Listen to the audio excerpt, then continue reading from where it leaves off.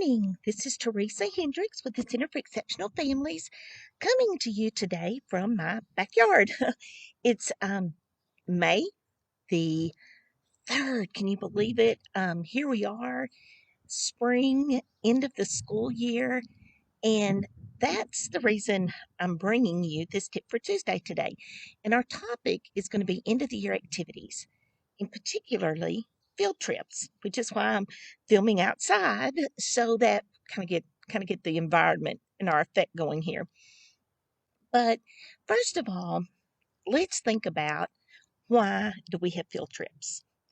And the real purpose of field trips is to have new learning experiences, both academic and social experiences.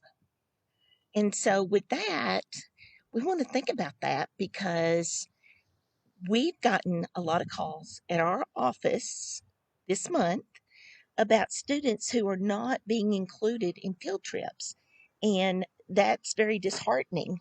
And we want to look at why we think that's not a good practice, but also sometimes why a district may decide that there are safety issues involved in taking care of our students.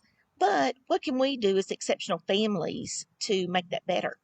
So, first of all, back to the purpose of the field trip.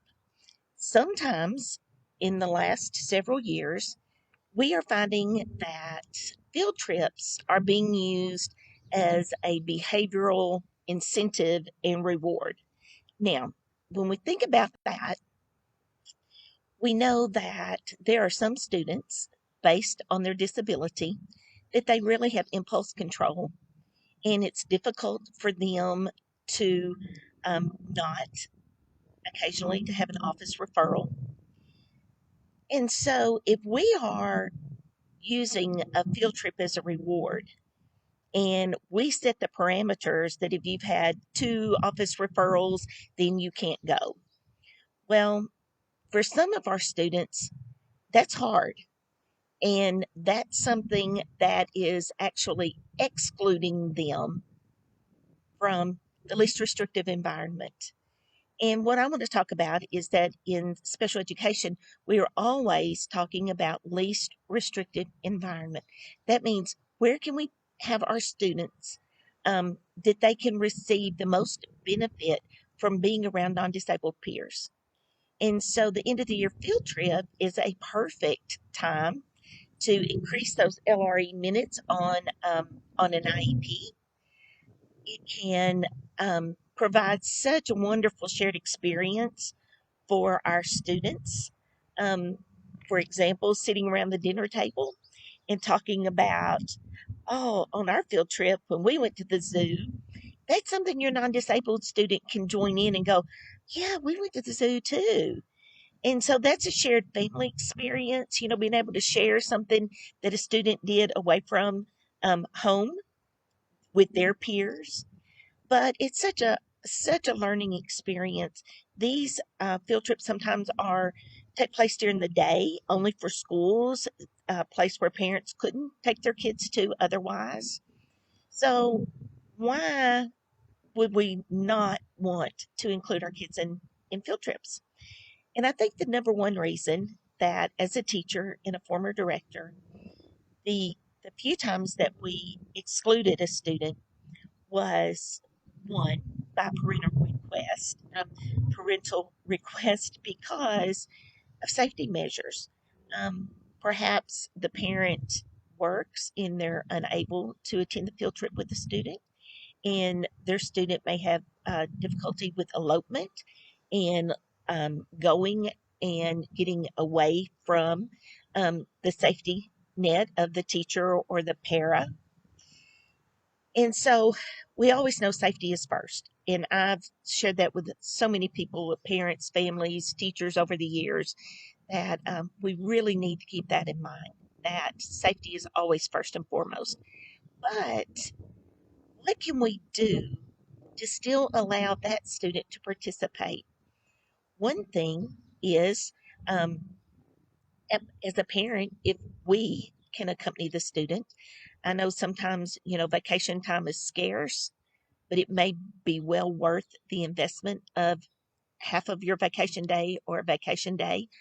I know as a teacher, I did not get to go with my own children, so my husband went, and teachers love that because he was great to carry ice chests and run after runners. So, what can we do to help our kids be included? So again, offering our services as a chaperone on the field trips is one way. Sometimes it's just medically fragile students can't handle the same length of a field trip as others, or perhaps a sickness or fear of an accident would prevent a student from being on a field trip. But again, let's think outside the box. You all know I retired from Jonesboro, and I was talking to some of my Jonesboro friends um, this past weekend and asking them, what are some things you'd like me to share on this video, and what are you all still doing? And they talked about they send their behavior support team with students. Now, yay, kudos to them. That is so good because if parents can't get the day off, they can feel comfort in that someone is there with their student who understands behavior, who understands and can look for triggers that might cause the student to become overwhelmed and want to elope. But not all districts are as fortunate to have behavior support personnel. So again, paras can go. And again, you may offer yourself or a family member to go as well. So, again, let's keep in mind, why do we have field trips? And we have them for shared learning experiences. So, when we're thinking about rewards for behavior and behavior programs, let's not look at a field trip perhaps as a reward. Let's keep field trips with their original plan to be learning experiences and not just rewards for behavior. So, with that, I hope this has been informative to you. Um, and remember, we're almost finished. We're in the last bit of the fourth quarter here of school.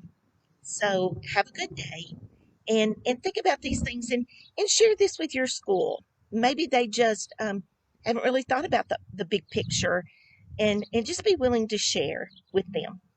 Thanks. Have a good one.